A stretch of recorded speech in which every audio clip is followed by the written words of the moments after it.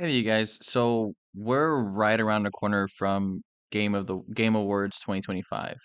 And it's pretty much a given that Claire Expedition 33 is going to win. I think everyone's kind of like on board with this notion.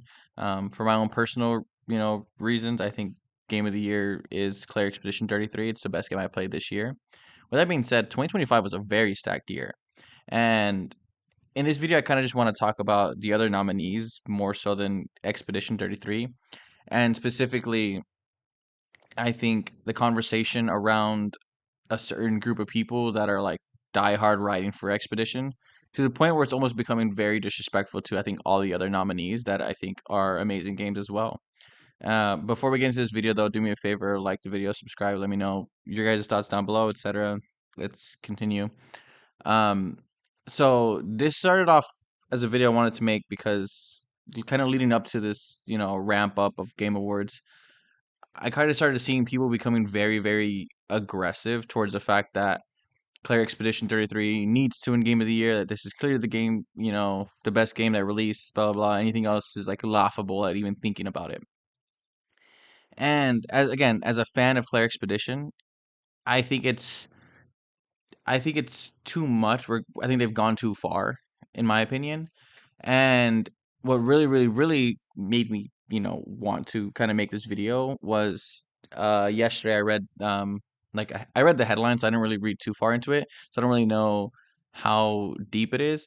With that being said, it comes from the developer of Hollow Knight Silksong, and they pretty much said that they're not going to show up to the TGAs because it's a given that Claire Expedition's going to win. Obviously not in those words, but pretty much that summarizes their feelings.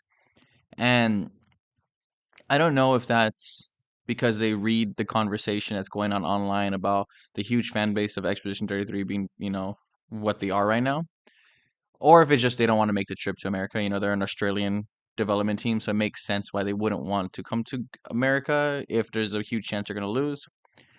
That being said, I don't know. In my opinion, I don't think there's a huge chance that any one of these games is a given to win Game of the Year for 2025, to be honest. I think this year was so stacked that any one of these games could win and it wouldn't be a tragedy. It wouldn't be laughable. I would see why that game won Game of the Year. So back when Claire Expedition came out, it was definitely the front runner off rip. Nobody expected this game to be so great unless you were keeping eyes on it like I was. But beyond that, I don't think anyone thought it'd hit this strongly. I'm gonna be honest, I'm very surprised with the amount of fan base that this game has able to garner throughout this time. It's very impressive, and I'm very glad that a game like this has garnered a fan base so passionate about the game. Now, with that passion, I think comes a level of immaturity. I think to the point of people saying like how they're like people think Hollow Knight Silksong is even better than this game, or how people think Hades 2 is better than this game, blah blah blah, right? Now, I didn't play all the nominees on the game of the year list, right? I didn't play Death Stranding 2. I didn't play Kingdom Come Deliverance 2. So I can't really speak on those games. I know the fan bases that those games have are very, very passionate about those games as well. I do think it's kind of weird. Like I feel like I'm starting to see people who are big fans of Death Stranding too, and I didn't see them earlier in the year, but I'm starting to see them kind of come out the woodworks and talk about their game, and that's the dope.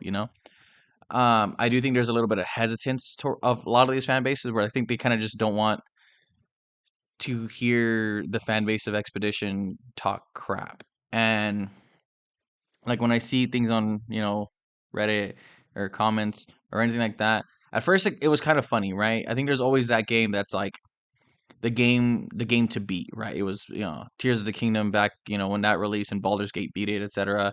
I think God of War Ragnarok was the game to beat and Elden Ring beat it, etc., etc. So it's like one of those type of things that I think going into the year, we always kind of have this like this is gonna win game of the year. And going into 2025, I don't think anyone really had a shoe in.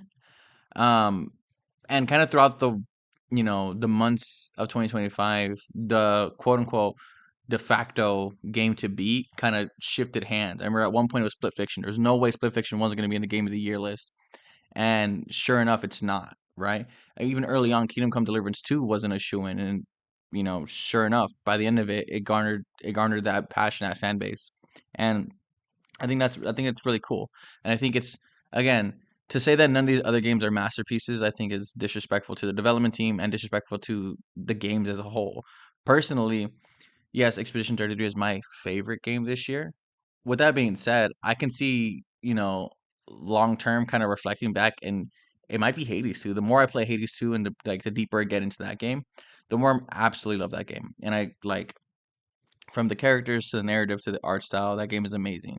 Like the more I play Hollow Knight Silk Song, like the more I'm like entrenched in this world, the more I start to think like, wow, this game is really doing something impressive. And I think those dev teams should be proud of what they did, and I'm sure they are. Obviously, I'm sure they don't really care what a bunch of people on the internet say, but I just think it's gone again. It's just gone too far, and I think if you're a fan of Expedition 33 and you know for a fact this is game of the year, and again, we all know it probably is, and that's okay to say. I just don't want it to come to the disrespect of talking down other games. And even Donkey Kong Bonanza within its own right is its own masterpiece. I think all these games on this list, within their respective what they're doing, are game of the year worthy, right? They're all masterpieces within what they're doing. I think all of them have their flaws. Like even Claire Expedition has a lot of flaws within Claire Expedition, whether it's no great map system. They kind of have a little weird like wonky progression system sometimes. It's very heavy on Mael, and everybody else kind of gets sidelined at a certain point. So I think that's kind of what it is. There wasn't anyone's party who didn't have it's surrounded by Mael by the end of it. Mael was kind of like the meta of that game, and it's weird to have an RPG that has like a meta like that. But for better or for worse, that game is still amazing, and the same thing could be said about every other game. I think Hollow Knight Silksong, even though there was that like early on of like it being very hard, and not a lot of people really being able to rise to the challenge. It's still an amazing game, and once you do hit those challenging points and you beat them eventually, the game is so much more rewarding than I think a lot of other games.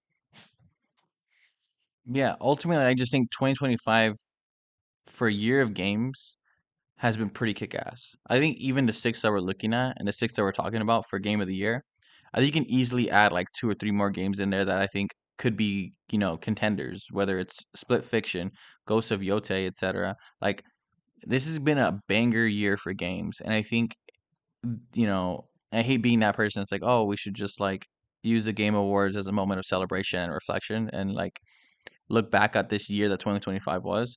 But honestly, this year is weirdly more stacked than I think a lot of years have been in a long time. I think there was definitely an amazing game out there for somebody, and for a lot of us, there was a bunch of great games. Metroid Prime 4 Beyond just came out, and I'm playing that game, and I'm actually loving that game. I think for me personally, like that'd be in my top six, because that is for me a lot of what I really like in games. And it's just one of those things that I don't think you fan bases should go as far as talking crap about other fan bases or like kind of just spreading hate because then it kind of makes me not want to be a fan of a game, right?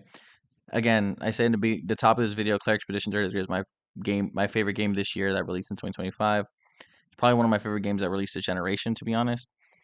But that doesn't mean there's not a lot of other great games. The other games aren't, masterpieces within their own right. And when I hear other people talk about Expedition 33, it kind of makes me not want to be a fan of Expedition 33, if that makes sense. Like, it kind of sucks. I don't want to be associated with those people that are just like, I think, overly aggressive. Um, but like, it is what it is. Ultimately, I kind of just want to make this video just to kind of like highlight the fact that 2025 was an amazing year and we had a lot of great games. And every game on this 2025 list of, game of the year, etc., I think are masterpieces within their own right. And 2025, I think if you look back at other years, 2025 games stack up and beat, I think, a lot of other actual game of the year award winners, right? No disrespect to a lot of other years, but it is what it is. This year has been very stacked and competitive, and that's dope.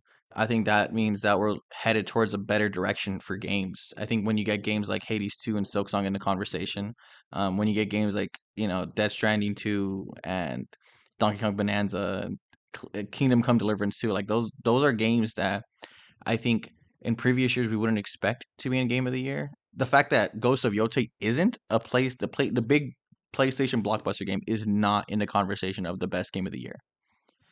I don't know. For me, that's a huge pivot from what these conversations typically are, and that's really good. That's really cool. And if and when I guess Claire Expedition wins Game of the Year, I'll be happy for Sandfall. I feel like they did a great job, and I can't wait for whatever else they do.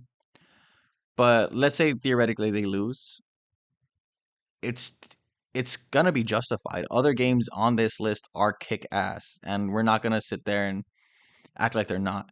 And if the chance if it does happen, right, where Expedition doesn't win, I honestly can't wait to see that fan base cry about it. Like, as someone who's personally a fan of the game, I want to see these people that are spreading all this vitriol to kind of eat their words. But it is what it is. Anyways, you guys, that's gonna be it for my video. Please let me know down below what you guys think. If you guys think Expedition's gonna win or gonna lose, blah blah blah, etc. I'll see you guys on the next one.